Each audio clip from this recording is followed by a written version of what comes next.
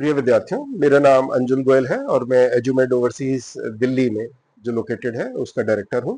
हमारी ऑर्गेनाइजेशन दिल्ली के Connaught place में पिछले 8 साल से लोकेटेड है। ये वीडियो बनाने का पर्पस जो नीट की परीक्षा का रिजल्ट 2025 नीट का रिजल्ट जो 14 जून 2025 को डिक्लेयर हुआ है उसके बारे में आपको अवगत कराना है। तो जैसा कि हमने देखा होगा कि नीट 2025 के रिजल्ट के अकॉर्डिंग जो जनरल कैटेगरी है उसमें जो क्वालिफाइंग स्कोर डिक्लेयर हुआ है वो है 144 और जो रिजर्व कैटेगरी है उसमें जो क्वालिफाइंग स्कोर डिक्लेयर हुआ है वो है 113। तो जैसे कि हम जानते हैं, आपने हमारा प्रीवियस वीडियो, इससे पहले का वीडियो अगर देखा होगा, तो ये जरूरी है कि अगर आप विदेश में एमबीबीएस की पढ़ाई करने के इच्छुक हैं तो ये जरूरी है कि आप क्वालिफाइंग स्कोर के साथ ही विदेश में एमबीबीएस की पढ़ाई करने के लिए जाएं, क्योंकि अगर आप विदाउट क्वालिफाइंग स्कोर के विदेश में एमबीबीएस में एडमिशन लेते हैं तो आप वापस में इंडिया में आके प्रैक्टिस करने के लिए एलिजिबल नहीं रहेंगे। तो ये क्वालिफाइंग स्कोर की महत्ता है। और इसी के साथ, जैसे कि हमने प्रीवियस वीडियो में भी बताया था कि किसी भी साल का क्वालिफाइंग स्कोर जो है 3 साल के लिए वैलिड रहता है।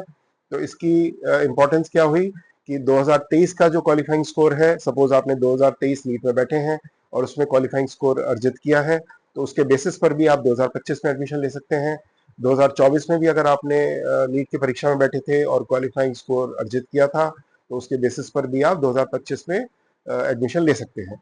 इसकी विस्तृत जानकारी के लिए आप हमारा प्रीवियस जो वीडियो है, इससे पहले का जो हमने पोस्ट किया है, उसका लिंक हम डिस्क्रिप्शन में शेयर कर देंगे, आप उसको प्लीज रेफर करें। इसके साथ ही जो एनएमसी गैजेट नोटिफिकेशन है, जो नवंबर 2021 में नेशनल मेडिकल काउंसिल ने एक गाइडलाइंस इशू की थी, उसको भी एक संक्षेप में एक बार देख लेते हैं कि वो 7 गाइडलाइंस हैं जो एनएमसी ने बोला था कि जरूरी है कि आप और आपका कॉलेज उनको एडर करें, क्योंकि अगर आपको इंडिया में प्रैक्टिस करने के लिए एलिजिबल होना है। वो इस प्रकार है कि आपका जो कॉलेज है वो उसकी पढ़ाई पूरी तरीके से, आपकी जो एमबीबीएस की पढ़ाई है वो पूरी तरीके से अंग्रेजी मीडियम में होनी चाहिए। दूसरा, आपके कोर्स की ड्यूरेशन कम से कम 54 मंथ्स होनी चाहिए। तीसरा, आपके जो कॉलेज है उसमें जो एमबीबीएस की पढ़ाई है उसके बाद 1 साल की वहां पर इंटर्नशिप होनी चाहिए कम से कम। उसके बाद आपको इंडिया में भी आके 1 साल की इंटर्नशिप पूरी करनी चाहिए। पांचवा, आपकी जो इंडिया में आके एक स्क्रीनिंग टेस्ट है जिसको अभी फिलहाल एफएमजी बोलते हैं, फॉरेन मेडिकल ग्रेजुएट एग्जामिनेशन, और आने वाले समय में उसको नेक्स्ट बोलेंगे, नेशनल एग्जिट टेस्ट, उसको आपको क्लियर करना पड़ेगा।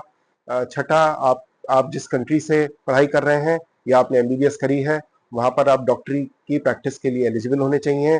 और सातवां, जो आपकी पढ़ाई का सिलेबस है वो इंडिया में एमबीबीएस की पढ़ाई के सिमिलर होना चाहिए। तो ये संक्षेप में मैंने ये 7 गाइडलाइंस कवर करी।